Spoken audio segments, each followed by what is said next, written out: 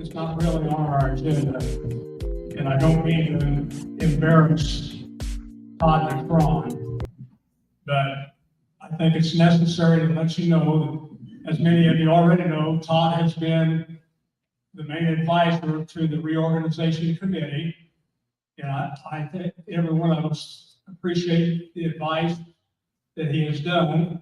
He's made it very obvious that he is a lifelong resident of the Sheridan community, and in his approach to things, that even becomes more obvious. But unfortunately, because of his strong feelings about this reorganization and what it can actually do for the Sheridan community, he's been forced out of his employment with the Taft law firm. They asked him to drop being an advisor to this committee, and he refused, and he left the law firm. And I personally think it's terrible for someone to lose a job, but I at the same time applaud the fact that he has those type of feelings about Sheridan and this reorganization.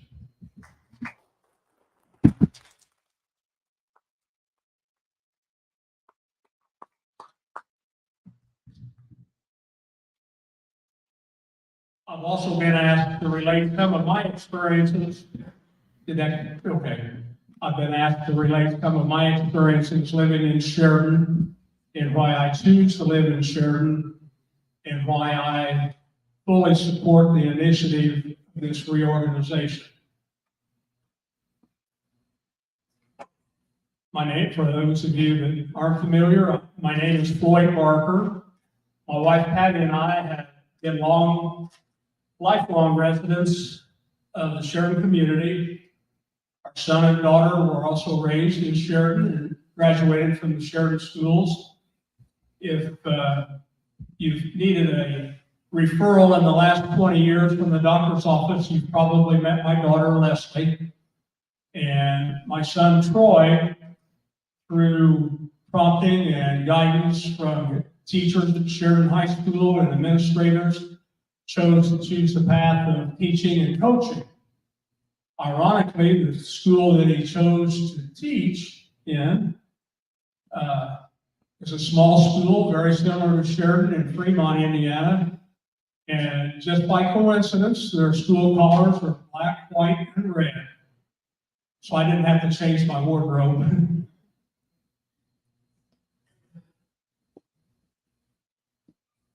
Patty has been a librarian at the Sheridan Public Library for, and Kim can correct me, for probably 25 plus years, the old library and the new library. She thoroughly enjoys meeting new residents of Sheridan and older residents than herself and learning more about Sheridan.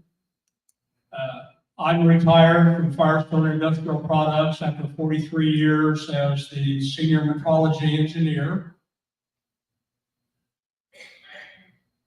And concerning my retirement, that's kind of how I got involved with the school like I am now. One morning, I asked Patty, I said, honey, is there anything at all that I can do for you today? And she promptly answered, yes. Don't turn off the lights and go back to bed until the car leaves the driveway. So it became available to me. They had a reading recovery program in Sheridan Elementary for third and fourth graders. And I was fortunate enough to be part of that for 2 years, thoroughly enjoyed it. I wish they still had the federal money to support that.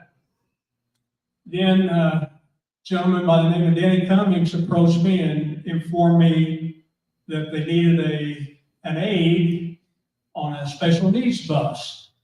And so I've been doing that for approximately, I believe, 10 years.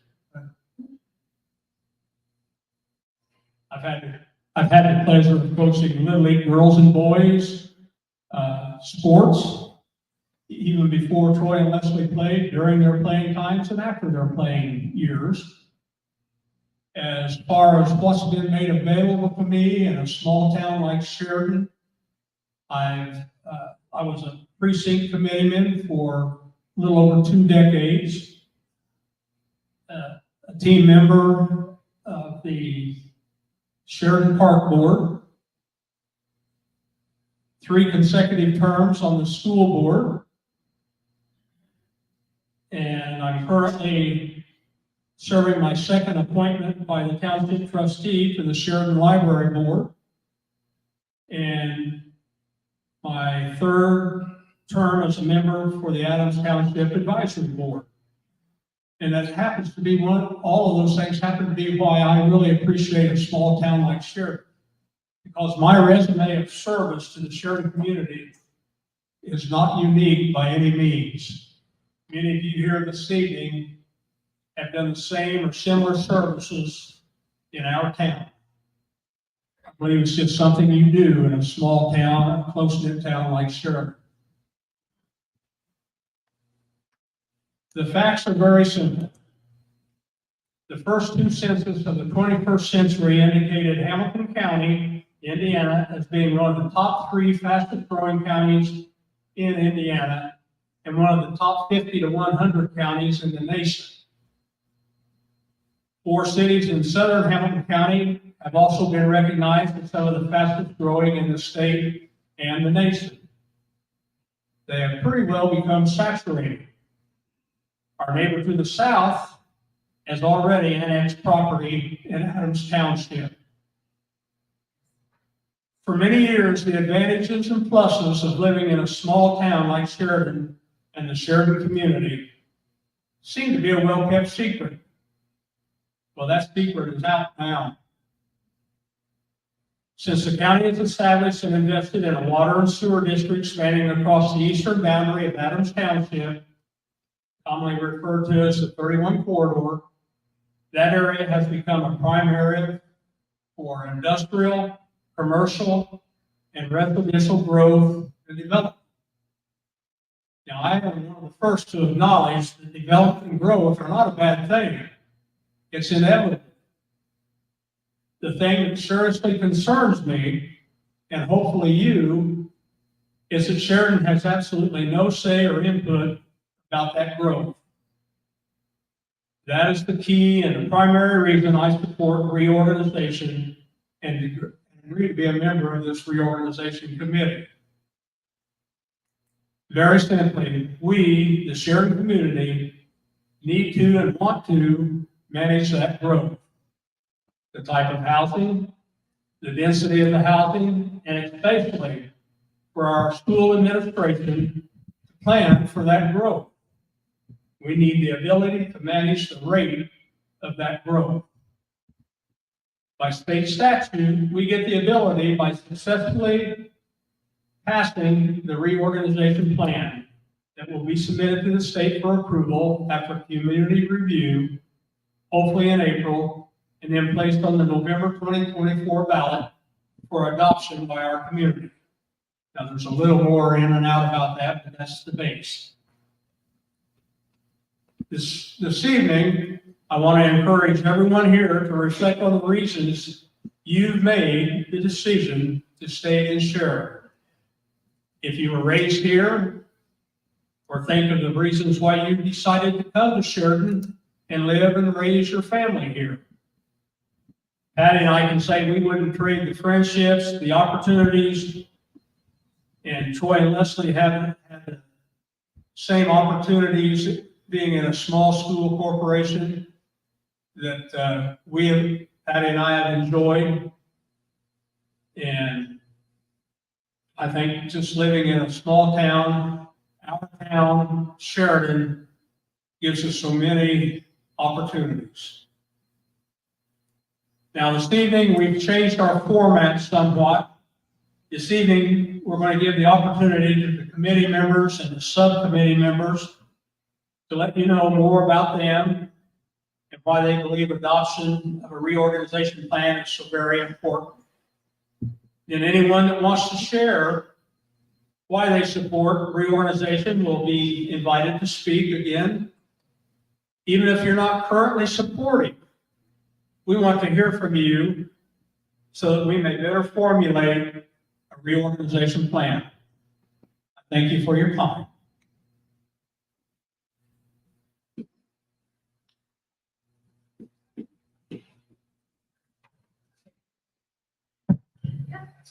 My name is Silas today. I'm currently the town council president. Floyd, that's a heavy hit to follow. Man, I had something prepared, but born and raised here, my 3 children, my wife works in school. I don't know what I can say more. Floyd hit it on it. It's about community. Floyd and I have not always been okay, but we still continue to work together. That's what this community is about. Even though we may disagree on things, we come together when it's a greater good. Really, you said everything that I was thinking. Michelle Junkins, a lifelong resident as well. Again, my whole family graduated from Sheridan. My grandkids are attending Sheridan now. I like the small atmosphere, and it is my community, and I want to keep it that way. We know that there's going to be growth, but let's control it. I was on the planning commission. They've got a great group of people that serve the Sheridan area. So they're very intelligent, they think things through, and I just want to keep it that way. My name's Eric Gifford. I'm currently the Vice President of Sheridan Town Council. Just to reiterate what everyone up here said so far, I'm a lifelong resident. Lived here all my life, 36 years old. Worked in town and employed. Before I came on the council, I spent 22 years on the Sheridan Fire Department. We want to welcome the growth, but we want to be able to have a say in what that growth is. We want to see people come to our community because we want people to see it how we see it. Small town living, whether you live in Egan, Boxley, or Baker's Corner, you're a resident of Sheridan. When you speak of this area, you tell people you are from Sheridan. And we just want to make sure that everything is controlled and we can have a say in what's going on in our community.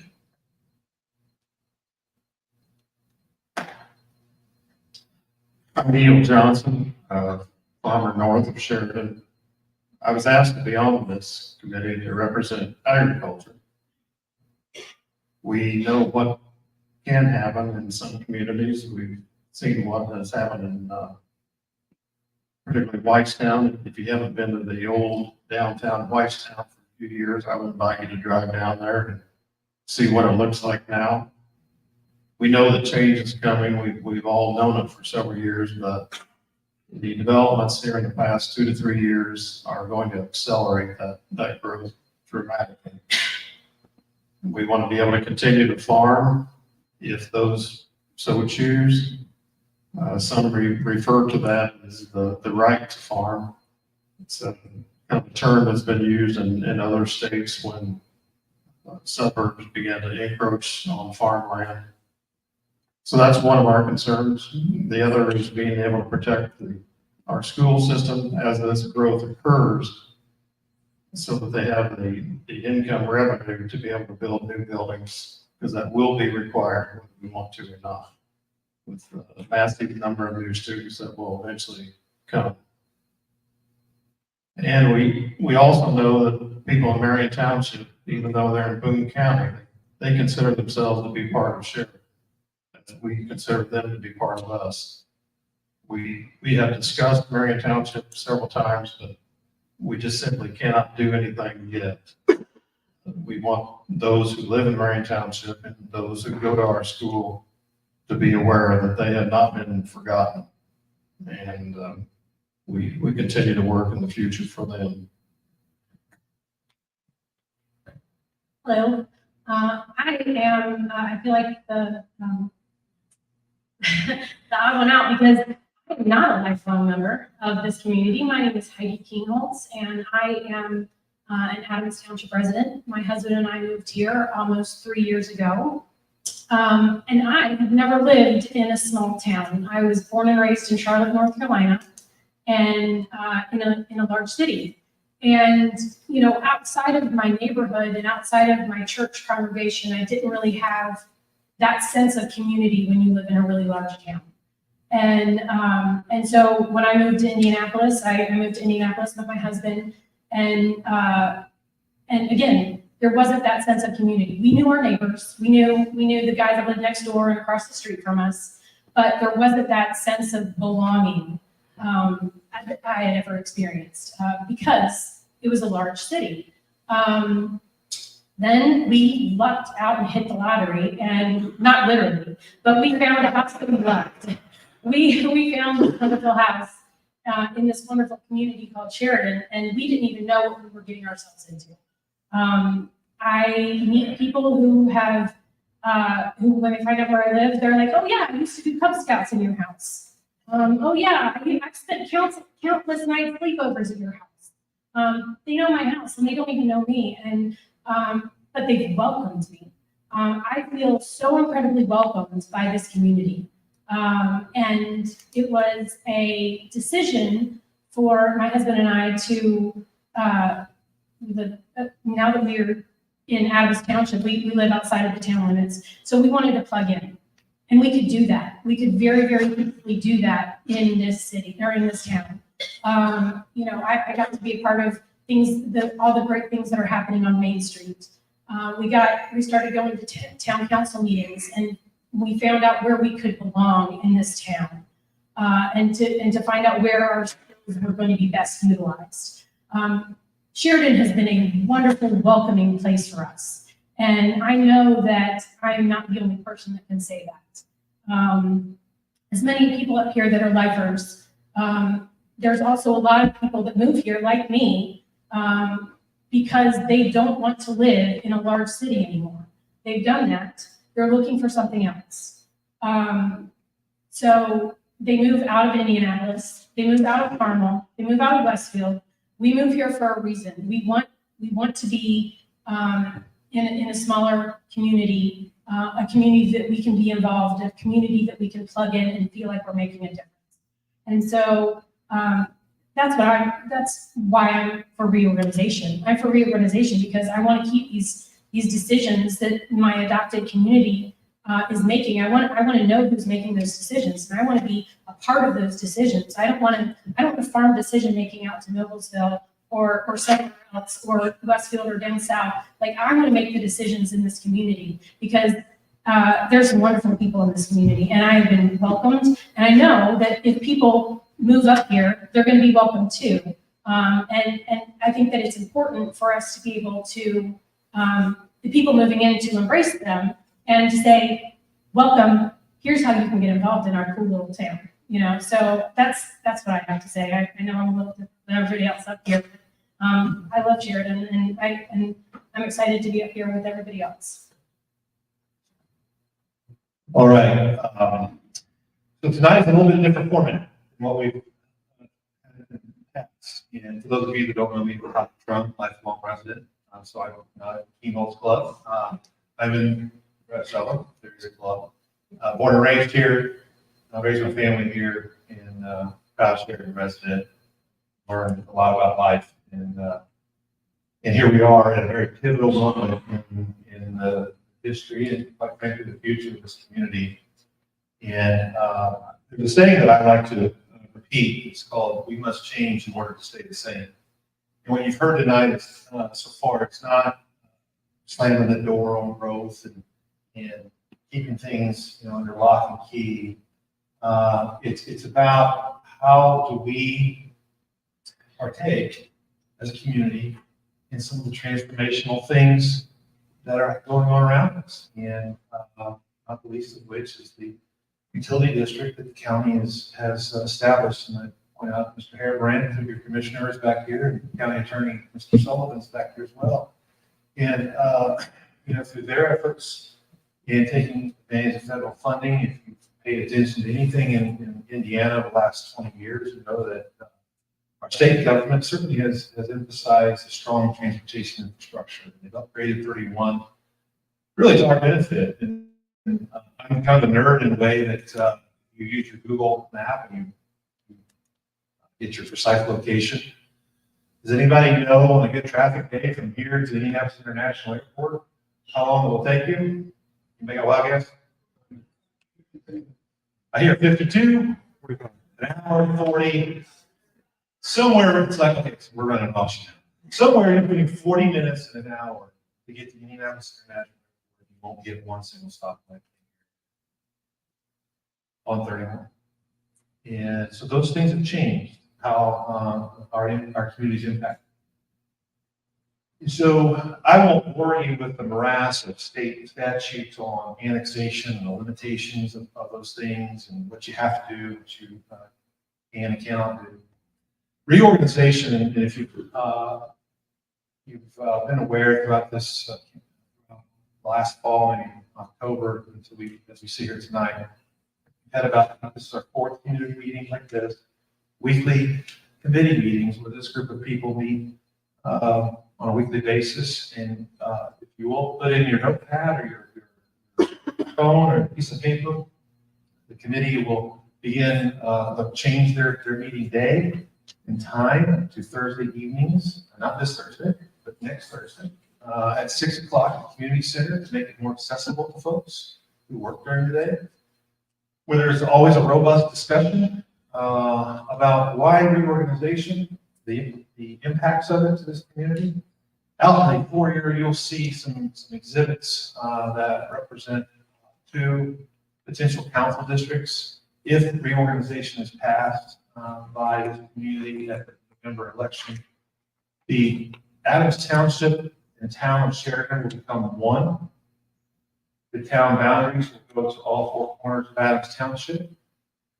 You will have council districts. So if you are so inclined and you live in a particular district, you want to run for town council, you can do that.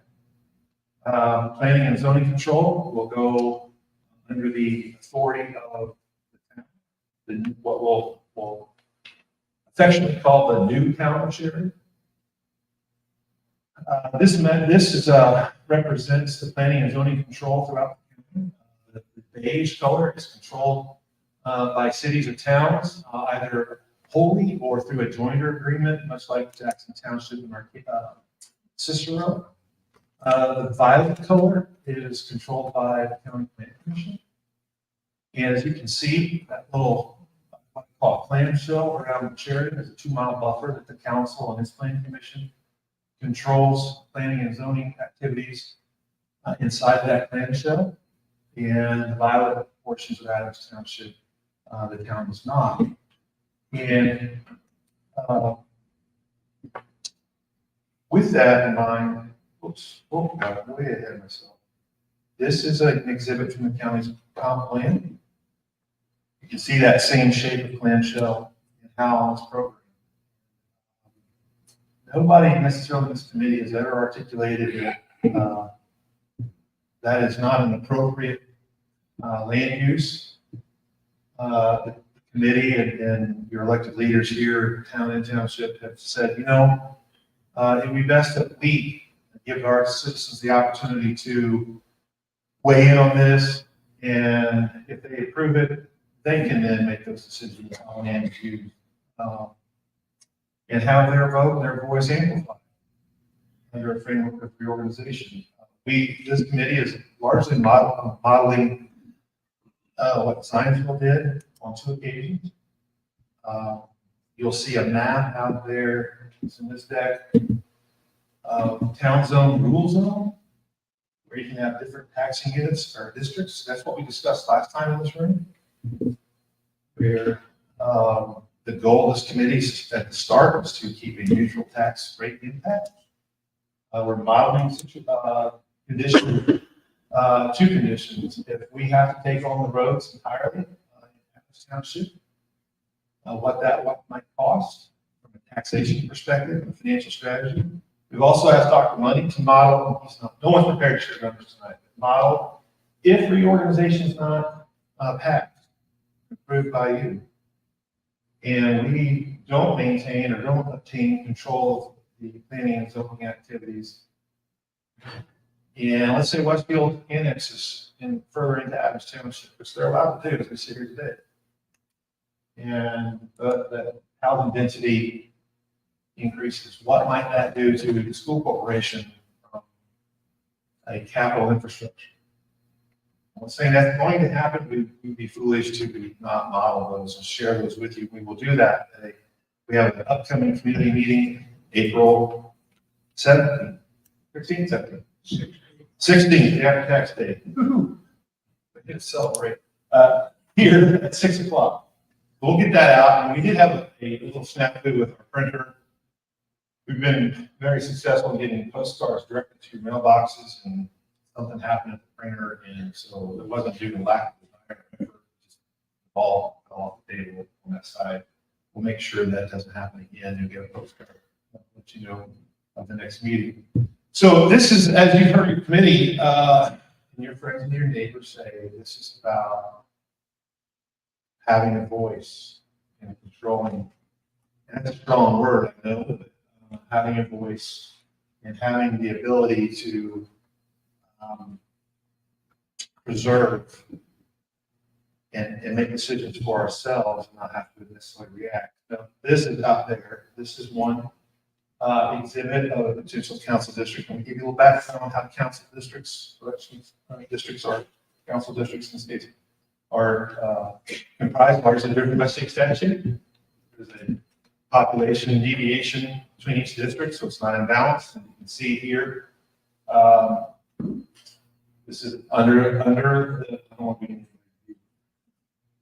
under the scenario that reorganization has occurred, and this is one possibility of how the town council will be populated, total 7 people, 5 districts, 2 at large.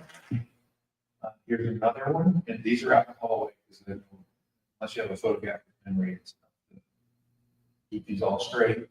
So there's been a fair amount of discussion. We'll start out with 9 possible scenarios, the infinite number, but the committee has narrowed down to think that to actually make certain that there's not one district that's overly heavy with town or township.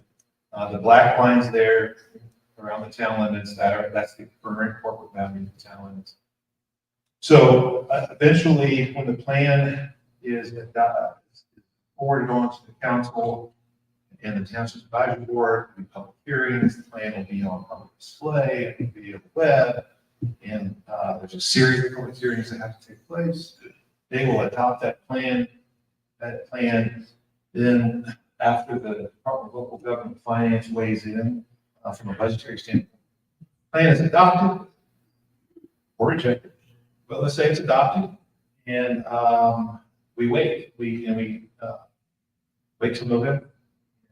You, as community members, can go and carry the message and motivate your friends and neighbors to go to the ballot on November 4th. Happens to be a presidential election too. So some have said that's a real good thing, and others said that's not.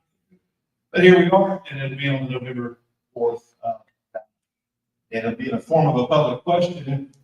I don't know what the wording of that is, but essentially, should the town of Sheridan be organized into a meeting? Don't quote me on that yet, but that's the gist of it. So with that, I think you heard from the committee because we can get oversaturated with process and statute. But let's hear it. Let's have a conversation. If there are questions here in the studio audience. We have 2 well-bodied mic hustlers here. And before we get too far, if you have a friend group, a neighborhood group, a social group, a civic organization that you would like for us or members of the committee to come to your group and have a conversation and explain this in a more detailed fashion, more personal fashion, please let us know. And we'll be certain to get that on the calendar. Questions? For committee, for me, for anybody sitting in the room? Yes, ma'am.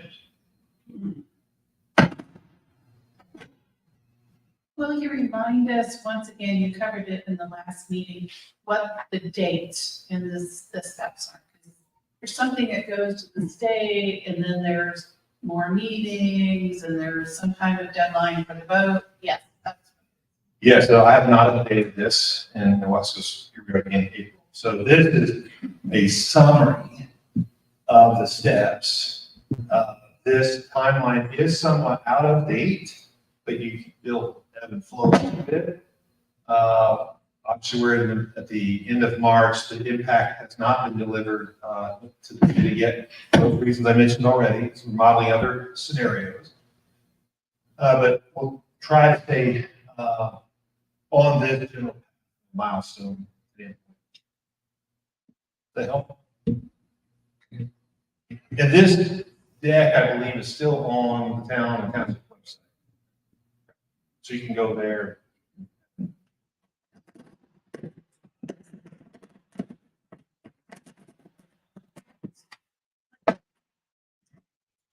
Great question. All I hear in my head is that. Is there a chance that must be? It's nice to find that. Based on the territory, you have a chance.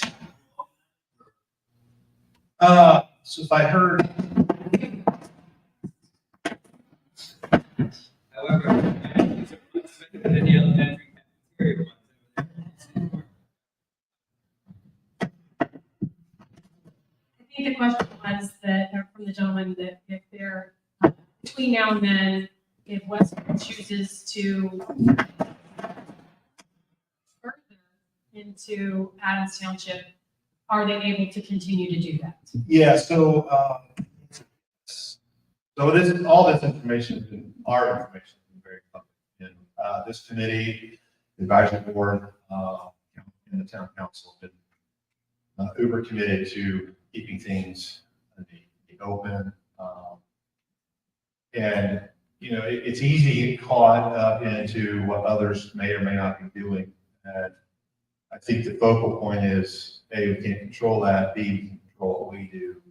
And it may jump the gun, but I will tell you, it's, annexation is a very prescriptive process. So it's not like there's huge leaps and bounds that can happen.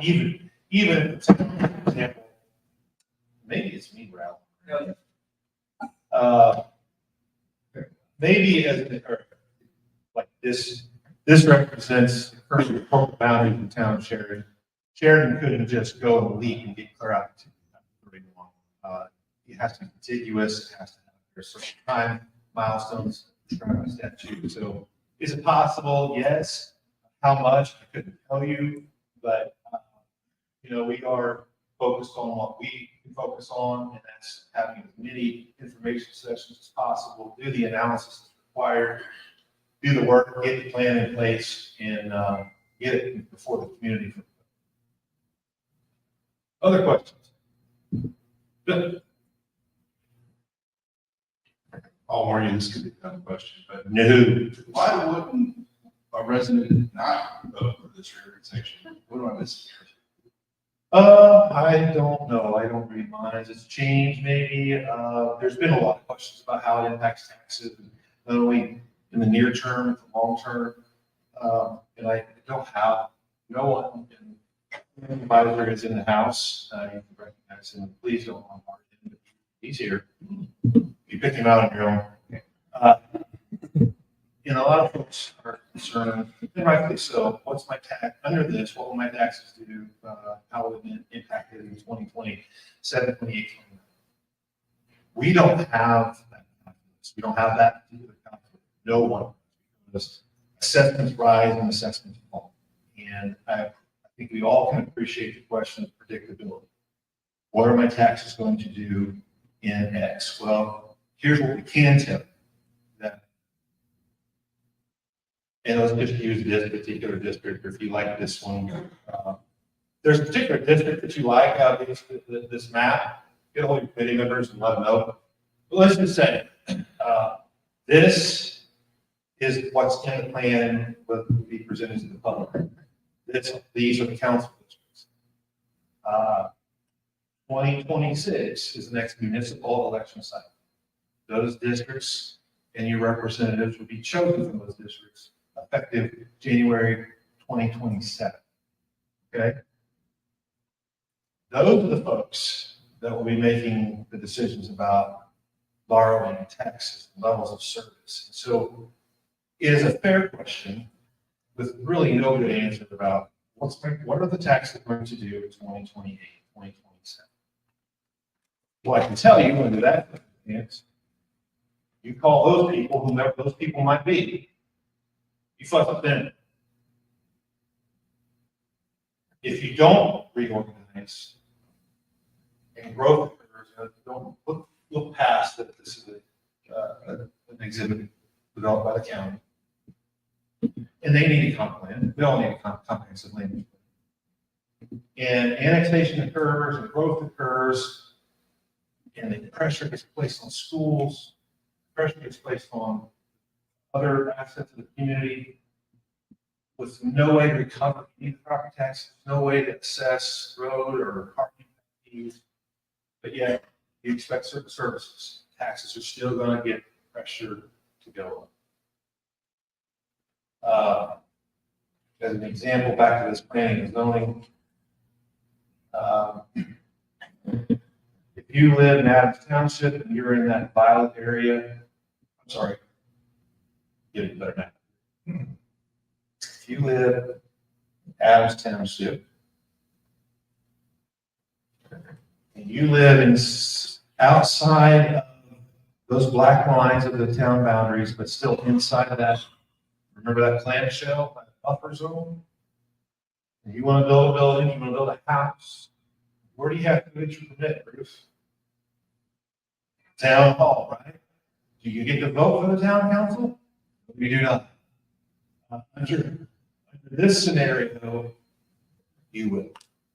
If you don't like the way a certain land use plan or comp plan or certain things occur under this scenario, you call up your council person, if you're in District 5, and you read him or her right. Remember their name for next election. Hi, I'm Mike Keenholz. I'm husband to the committee member. I grew up in Hamilton County.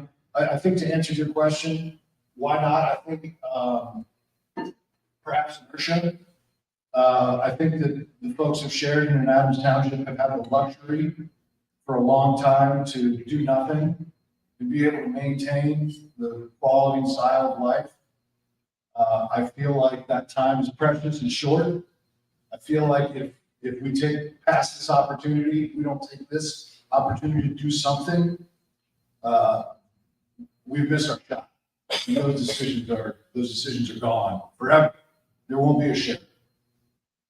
So as to why, perhaps inertia, but I think that it's a very prime time for us to take that action and take the authority to improve our own future. Okay, I have a comment and then a couple questions.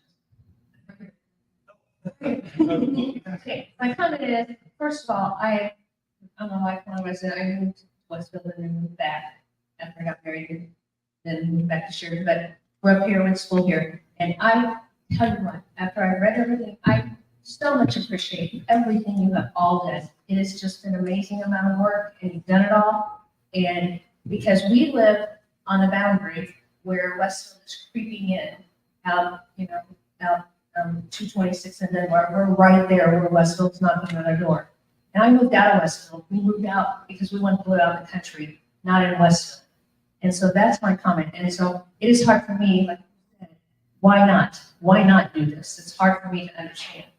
But I have a couple questions. My question is so if then this is voted in November that we all accept this. Who will be our council members until we get to vote for our new council members? That's my first question. First question, okay, great. So let's view 2026 as a transition year. So if this is approved in 2024, nothing changes for 2025, except begin to form the budget and go through the approval process throughout 2025 for the effective date of 2026, January 1st, 2026, switch to new township. Because the municipal cycle is that same year, you would go to the courthouse and say, I'm running for district 5, and you would file your candidacy papers and you'd be on the May 2026 primary ballot. For that 2026 period, the current town council, current clerk treasurer, and 2 members of the advisory, which is 5 legislators. For that period of time, 2026, people want to go and file for candidacy, be voted on in May and November of 2026 for effective 2027. So we got a year of kind of just holding our breath and keeping everything stabilized. 2026 is the effective date, 2027 when the new council will take their seats. Okay, my second question is, we're surrounded by someone who will never sell. Here's my really good friend. But her question, she's getting bigger tonight. Her question is, she does not live in Sheridan or Adams Township. Where does she live? She lives in Cicero. Okay. But this is going to affect her too, because across the street, completely surrounded me all the way to 236 is her farm ground. Okay. And she is totally for this. Does she get to vote on this? No, she lives in Jackson Township. Okay. She's not in Adams Township. She's not part of that. Even though she owns land in this area. That's correct. Okay. But we would welcome for her to tell all her friends to vote. Oh, I thought I said, vote. For her to go and be our ambassador and say yes to the vote, yes. I have a question. I am pretty much brand new to the area. Welcome. Welcome, thank you. I love it. I moved from a rural area, so I love the small town feel. But I'm also, I was a nurse and a forensic nurse for years, so I'm all about keeping up with the times and doing what you need to do to accomplish that. I guess my question is, I know I'm learning with all the different places that I have to pay bills for utilities. Sheridan has its own wastewater and will you continue, will Sheridan continue with what they do, or will they all flow into a big conglomerate? So two things there. So we take the easiest one first. That's the track service. Part of this plan that it's contemplated to put in the plan that in 2027, the new council will bid the track services with the private hauler. Currently, Republic is the private hauler for inside the town. So we encourage the new council to go to market and establish a single hauler transfers for all the new towns, so everyone could perhaps enjoy it as economies of scale and have a lower price point on transfers. So that's one. The water wastewater for the town, as we inside those black lines, that was privatized with Indiana American Water back in 2018. A little bit of history. There are various opinions as to whether that was good or not. The town was facing a significant rate increase if they were to maintain ownership of those water and wastewater assets. The wastewater plant in particular had not had any meaningful upgrades since 1998, reaching its service life limit, which is not uncommon for municipally owned utilities. And the Indiana Department of Environmental Management paying very close attention to the town of Sheridan each time it rained, because there was sewer overflows. They typically don't, they're patient until they're. And so at that time, a little history, if the town council were to make the needed improvements, it would result in a 125% increase in water and wastewater rates to all ratepayers. That is untenable for a community at that time was 40% free and reduced lunch. So they explored keeping those, the water and wastewater, and they ultimately turned and sold it to Indiana American, like a Duke, whether you're a fan of Duke or not, like Duke Energy, they're the provider. So that this exercise will not change any of your services if you're on water and wastewater.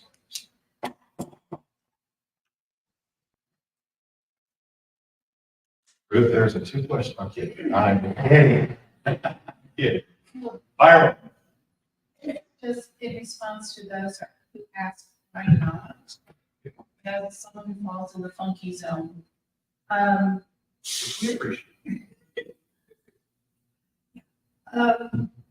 It's been brilliantly presented and totally and very grateful for the desire to keep taxes unlimited. So for someone who falls in the funky zone, the reason for not really comes into either people don't understand because it is complex. The explanations that were given to us were wonderfully presented, brilliant, but complex now. So it's a confusion issue. But it's also the plan short term is spot on. You can't get better short term. But for those of us who would be in the rural zone, it's the long term that we're worried about, because the tax rates, not tax bill, tax rates going into this are brilliant. But there's no protection that those tax rates might start inching. So there's a fear of long term, 10 years, 20 years from now, because Whitestown and actually Union Township, Simonsville, really did some nasty things to their farm people by changing the zoning in comprehensive plan, putting them in new areas. So that's one fear. The other fear is right now, annexation is a very clearly defined process. Once we become two different zones, rural and town, that is no longer a clear-cut process anymore. And for us in the funky zone, that's an area of discomfort. So there are those of us who are not either confused or we're worried about the 10 to 20 year.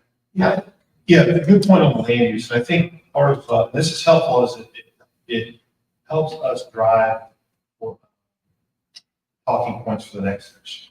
So not only will we revisit the financial impacts, findings, and the near-term variables going to be the roads. And we've reset the county and said, is there a local experience thing?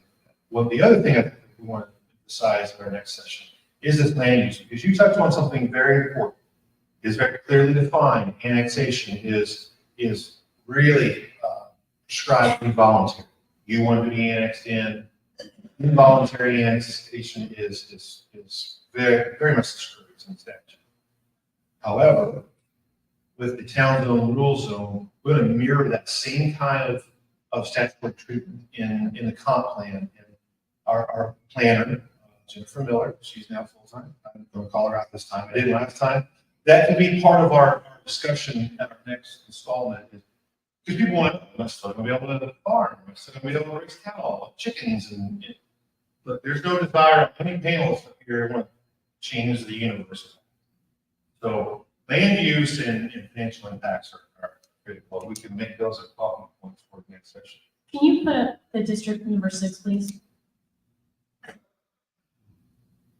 So one of the reasons that I personally like district number 6 is because it splits up the rural zones pretty nicely, and there's no like one district that's predominantly the northern rural area. And so District 1 through 5 all have fingers into the town district, as well as a good chunk of area that is the rural district right now.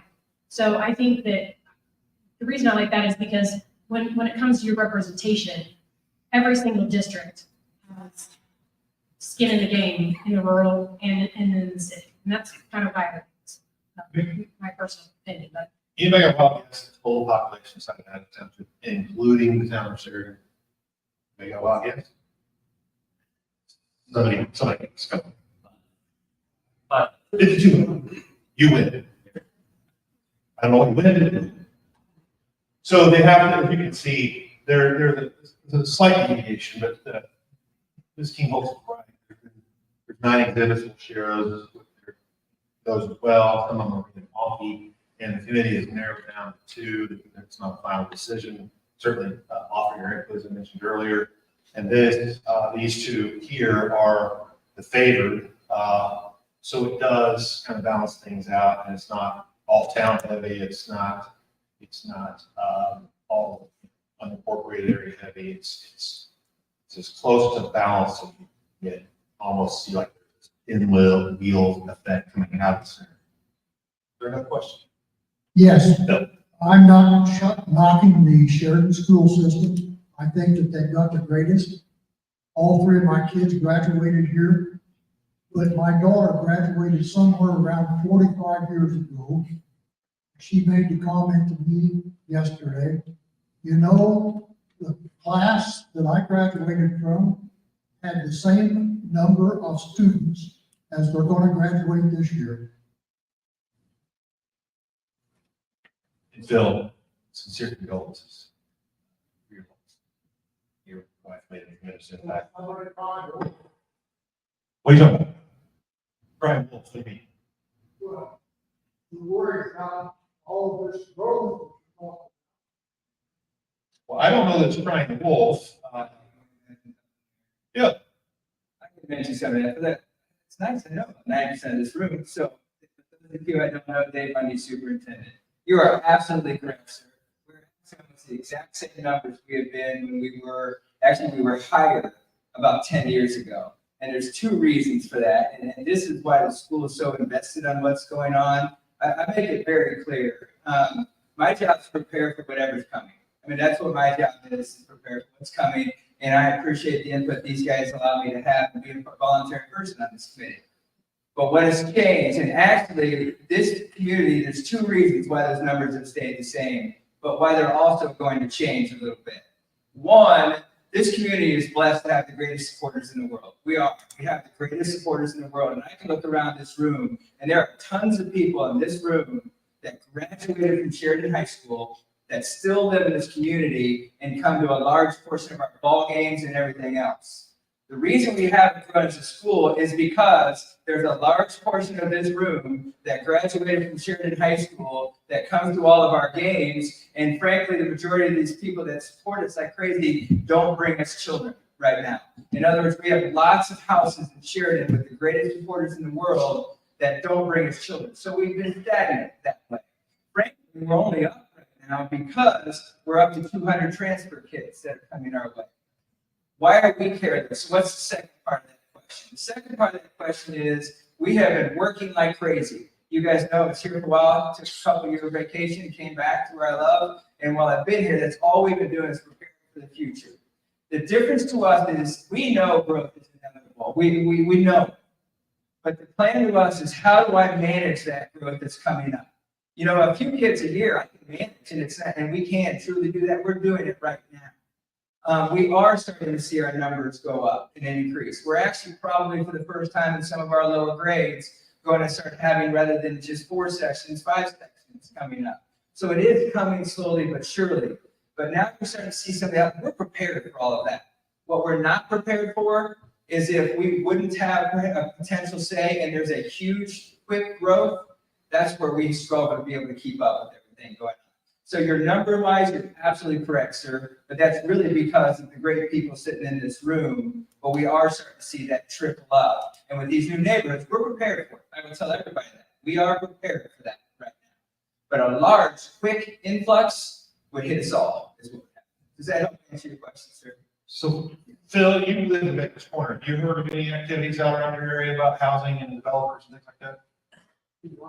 So you live in Baker's Corner. Are you aware, have you heard of the development conversations and housing density in your area?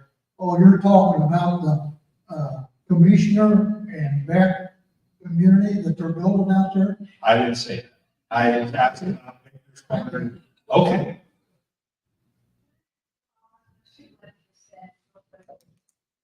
Yeah, sure.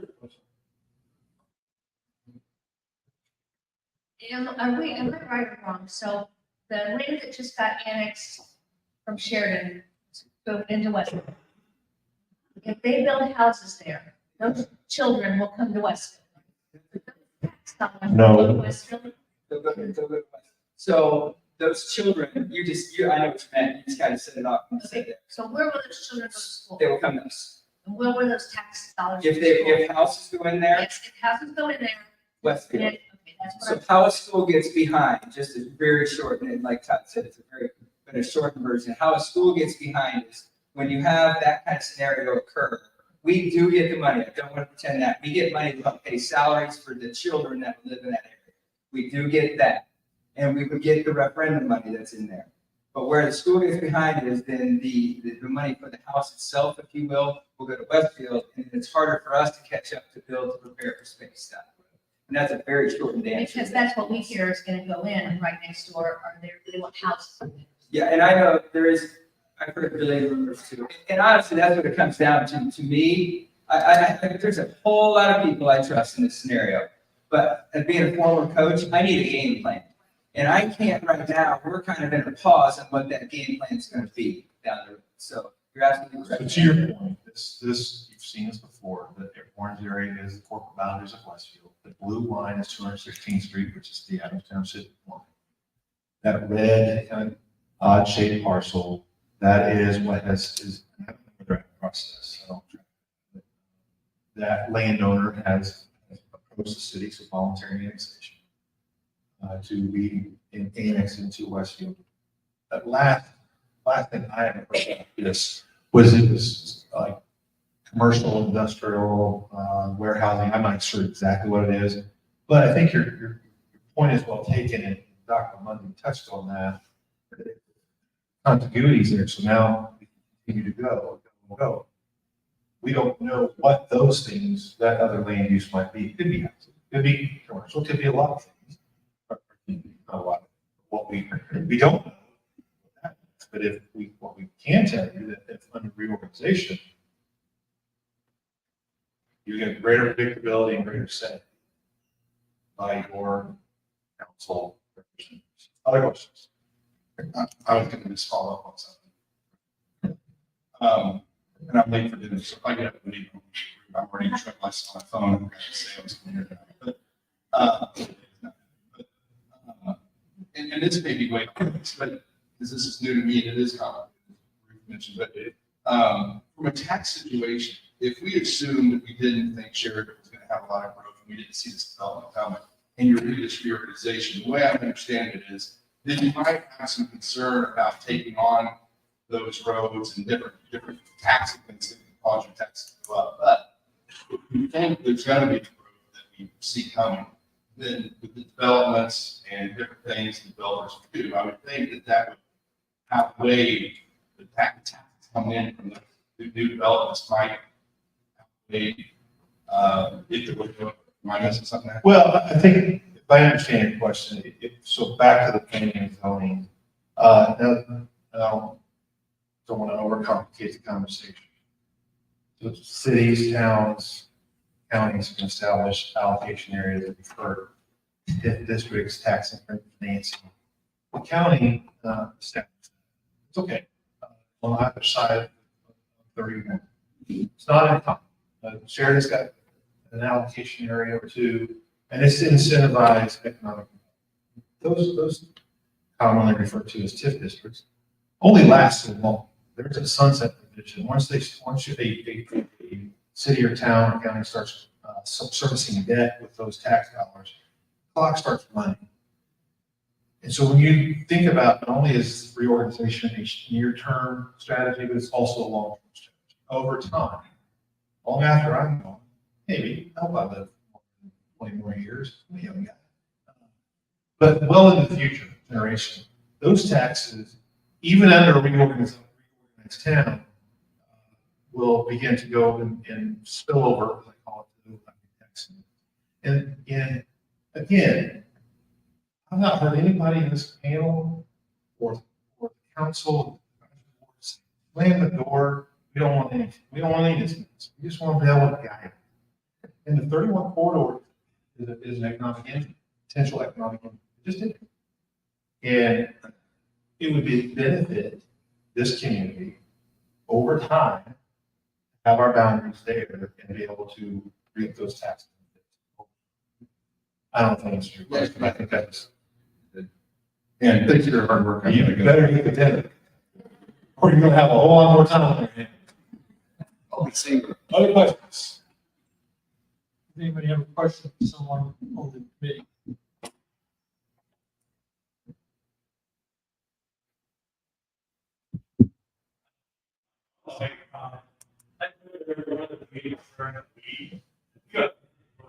Strong, show up for meetings during the week. They're probably sick of my questions. No, you're soon to be an ex officio member of the committee.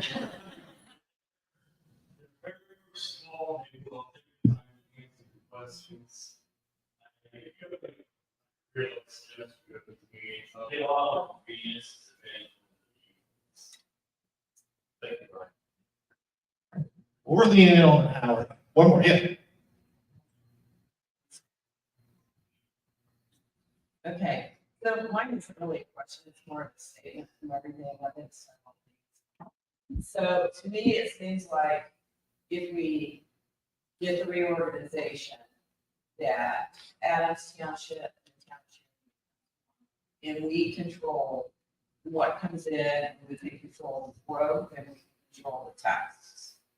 If we don't do this, the Adams Township a lot of that is controlled by the zoning counties, and we have no control. Is that pretty much the gist? That is one of the best elevator speeches I've ever heard. Yes, that's it. Brevity and succinct. Yeah. Plus, that leaves us open for annexation. South, east, even from the north. See the north coming down.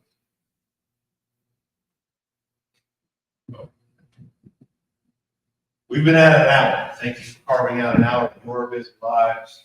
I'm going to ask one thing, Todd. Yes. Do we have any questions from people online? So, as a reminder, not this Thursday, but next Thursday, which is the 4th, we'll advertise it on the Facebook page. Committee meeting at 6 o'clock. Will be very strict time, start on time, end at 7 o'clock. That's community center. The next session here for this topic is April 16th, 6 o'clock, day after tax day. Everybody's feeling good about that. And your income tax, property tax, that's in May. We will have meetings in May. Here at I'm kidding. So just as we part here, not only to drive safely, thank you for coming out, just a quick glance. There's where we're at in the process, still in that two-step three area. And thank you all for helping us out. It's out there in the foyer and drive safe.